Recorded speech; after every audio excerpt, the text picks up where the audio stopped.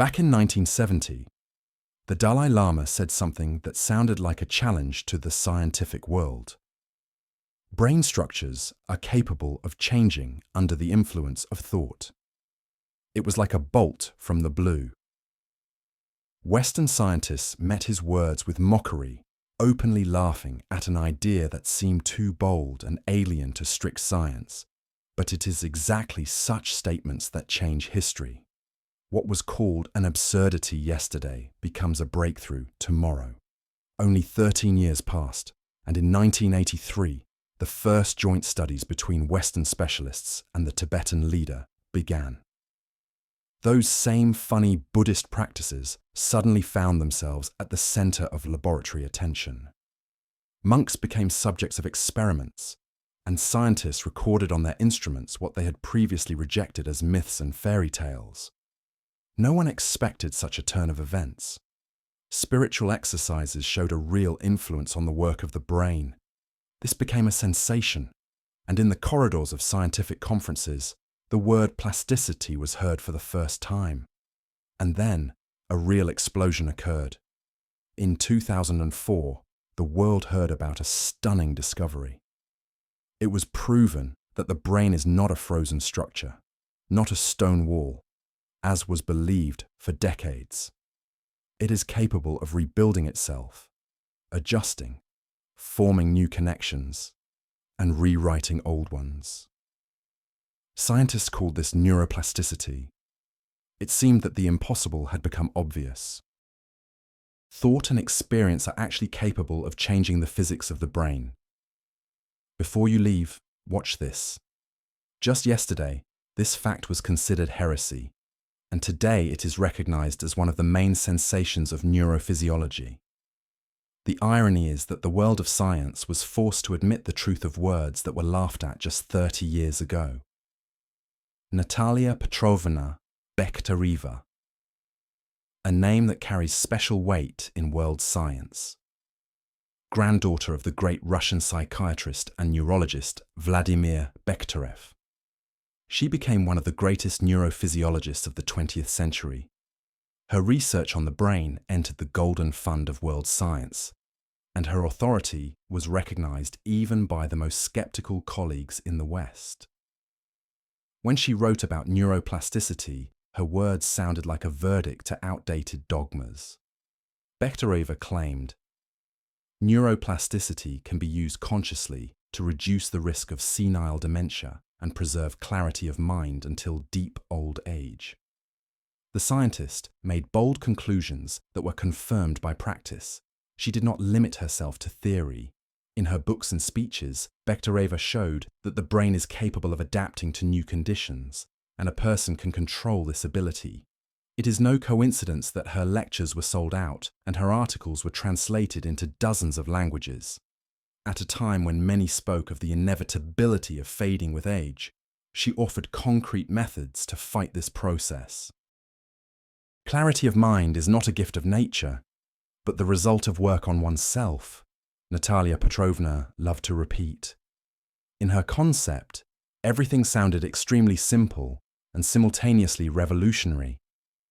The brain is not an organ that only ages and weakens, but a system that can be trained. And this was the essence of her scientific courage. She insisted that dementia is not an inevitable finale, but merely a consequence of an inattentive attitude toward one's own brain. Some saw utopia in her words, but time proved the opposite. It was her approach that formed the basis of modern programs for the prevention of cognitive disorders. Prepare to be shocked. Just 20 years ago, no one talked about the fact that an elderly person could literally rewrite their brain. But Bekhtereva was the first to declare, it is possible. And today, her legacy inspires millions of people around the world to fight for their health and clarity of thinking, not resigning themselves to age and stereotypes. Neuroplasticity is a word that only 20 years ago was known only in narrow scientific circles, but today it sounds in thousands of books, lectures, and television programs. What does it mean? Everything is simple and simultaneously grandiose. The brain is capable of changing throughout life, creating new neural connections and rebuilding old ones. It is not a static construction, but a living system, flexible and pliable, like plasticine, but at the same time incredibly complex and powerful. Every experience, every new piece of knowledge, every habit leaves a trace in the nerve chains. The brain is like an architect. It builds bridges between neurons, lays new roads, strengthens old roots, or closes unnecessary paths. If a person learns to play the piano, a fresh connection is formed. If they master a foreign language, a whole network of new paths arises. But the reverse is also true. If a person stops training a skill, these connections gradually fade away. That is exactly why neuroplasticity is called the main mechanism of learning and development. This is a process that works constantly, day and night, in childhood and in adult life. Imagine, inside your head, there are billions of cells and trillions of connections. And every thought, every memory, every action is the result of their interaction. Who you are today is the total result of the work of these connections. And tomorrow, you will become someone else. Because the brain will continue to change, no matter how much you might not want it to. Stop everything and focus. Understanding neuroplasticity is the key to managing your own life. We stop being victims of age or circumstances and become creators. After all, if the brain is capable of rebuilding itself, it means that our personality is not carved in stone. It can grow, renew, and surprise even in the most mature years. This is where the secret is hidden, about which scientists remain silent for a long time, but which Natalia Bekhtereva brought to millions. The brain can be changed, and it depends on each of us. How many years were we told the same phrase? Nerve cells do not regenerate. It sounded almost like a verdict, like a harsh truth that was pointless to argue with. It was quoted by doctors, teachers, parents, and neighbors, frightening children and teenagers. Take care of your nerves, because you will not get a second chance. It seemed that every worry, every stress, every mistake left an irrevocable void in the brain. But it turned out that this horror story is nothing more than a myth that held people captive for decades. Until the end of the 20th century, science really believed that a person is born with a certain supply of neurons, and after that, this supply only decreases. Textbooks wrote that by old age we lose millions of nerve cells and receive nothing in return.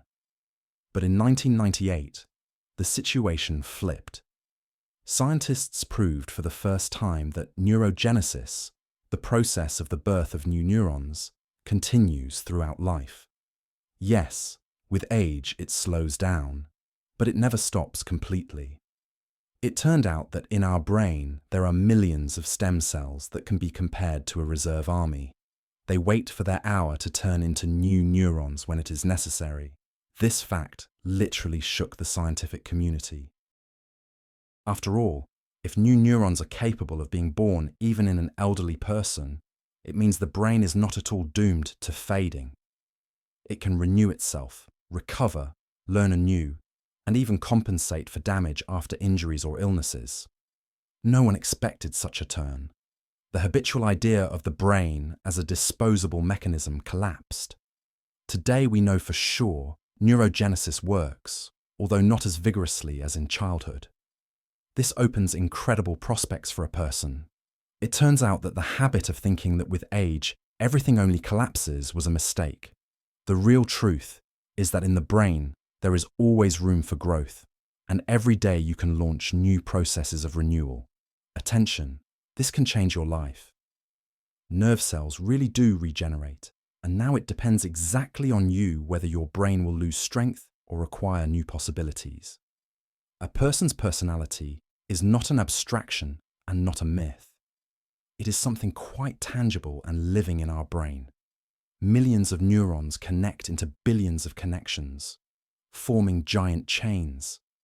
They are the very foundation of what we call I. Our thoughts, feelings, habits, decisions, and even how we look at the world, all of this is the result of the work of neural networks. When they strengthen, we become more confident and wiser. When they weaken, we lose memory, attention, and the ability to learn. Scientists have proven that the main connections are formed in childhood, especially up to 7 years old. It is then that a child absorbs the surrounding world like a sponge and lays the foundation of their future personality. But the process does not end there. Throughout life, the brain continues to form new roots, connecting cells together, creating fresh combinations. This means that a person is capable of changing, growing, and rebuilding themselves until the last days of life.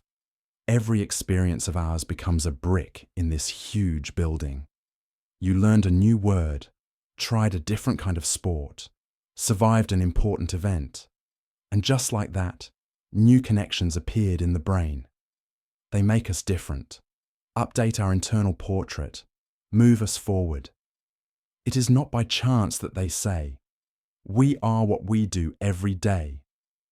In fact, it is more correct to say, we are the chains of neurons that are formed in response to our actions. That is why the habit of living on autopilot, avoiding new knowledge and impressions is so dangerous. When we stop developing, connections weaken and the brain begins to work worse. But as soon as we give it a task, set a goal for ourselves, it comes alive and rebuilds its networks. This means that every person decides for themselves who they will become in a year, in 5, or in 20 years. Warning: this video is not for everyone. After all, not everyone will like the thought that personality is not something unchangeable, but a flexible system that can be managed. But precisely in this lies an amazing power. If our beliefs and habits are just the result of neuron connections, it means we are capable of rewriting them, and then our character, fate, and future will end up in our own hands. The brain is like an engine that comes alive only when we launch it into work.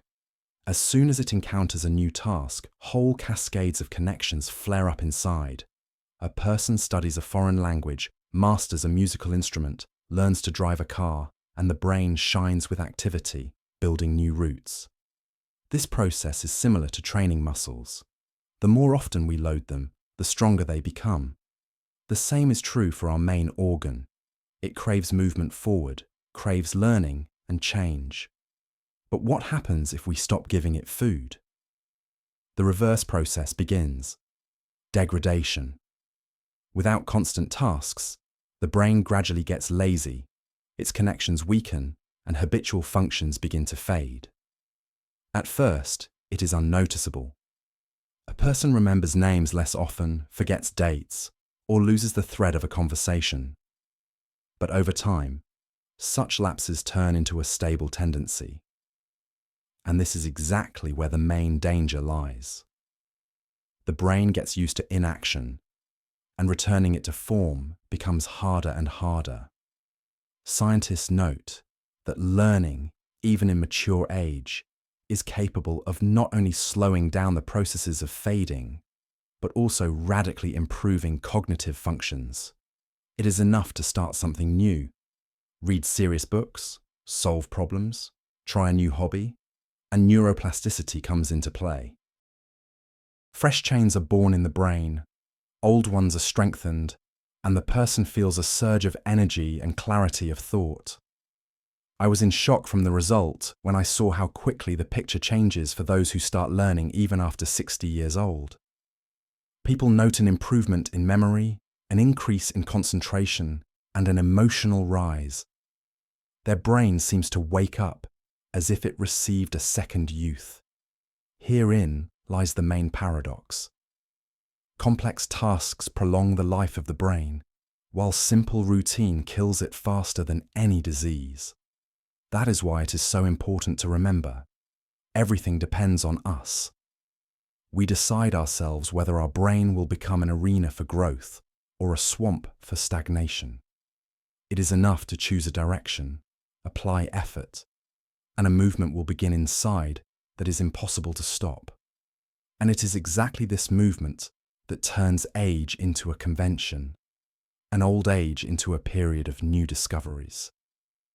In the brain, there is no emptiness, no idle areas, and no abandoned rooms.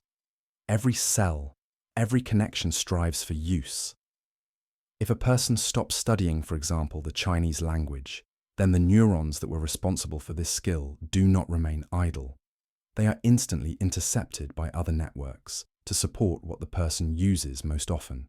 And often, this territory goes not to useful habits, but to destructive ones. Thus, the place of complex and necessary skills can be taken, for example, by a network responsible for the craving for smoking. This feature of the brain explains why bad habits are so difficult to leave in the past. From a physiological point of view, any habit is not an abstraction, but a concrete neural network where cells are connected to each other by strong contacts. The more often a person acts according to one and the same scenario, the stronger these connections become. It is like a path in the forest. If people walk on it every day, it becomes a wide road, but if it is abandoned, grass will gradually overgrow it. But unlike the forest, where a path can disappear, in the brain, connections do not simply vanish, they transfer to other networks. That is exactly why smoking or overeating often turns out to be stronger than our good intentions. As soon as we loosen control, these habits instantly strengthen, taking extra neurons for themselves. Every time we give in to a bad habit, it receives additional resources, more influence, and control over our behavior. And the longer we continue, the stronger this network becomes, crowding out opportunities for the development of new useful skills. In a good household, nothing goes to waste, and the brain is arranged exactly like that. It redistributes resources to where the activity is. And if we do not give it a useful load, then neurons go where it is simpler and more familiar, into reinforcing what pulls us down. Therefore, the task of a person is to consciously manage their internal household, not leaving a chance for bad habits to seize new territories. It is here that it is decided whether the brain will become an ally or an enemy. The most important neural connections are born in the early years of life. Already by 7 years old, a child forms the foundation of their future personality. In this period, the brain resembles a sponge that absorbs every word, every impression, every habit. Any learning, any game, even household trifles, form roads in the brain along which their thinking will later move. That is why childhood is not just a time of fun and discoveries, but a decisive stage when the architecture of the personality is built. The brain rebuilds itself especially intensively in adolescence. At this time, a massive cleaning of neural connections takes place. Those that are not used gradually die off, while the necessary and in-demand ones are strengthened. This is like a gardener who cuts off excess branches so that the tree grows strong. But precisely here, a danger arises. If bad habits dominate in a teenager's life, it is they that will gain the advantage and fix themselves in the brain for many years. Scientists emphasize that in youth it is especially important to lay down the right skills: sports, music, reading, discipline. All this forms strong networks that will serve for decades. And conversely, indifference, idleness, and empty entertainment leave behind only weak and destroying connections.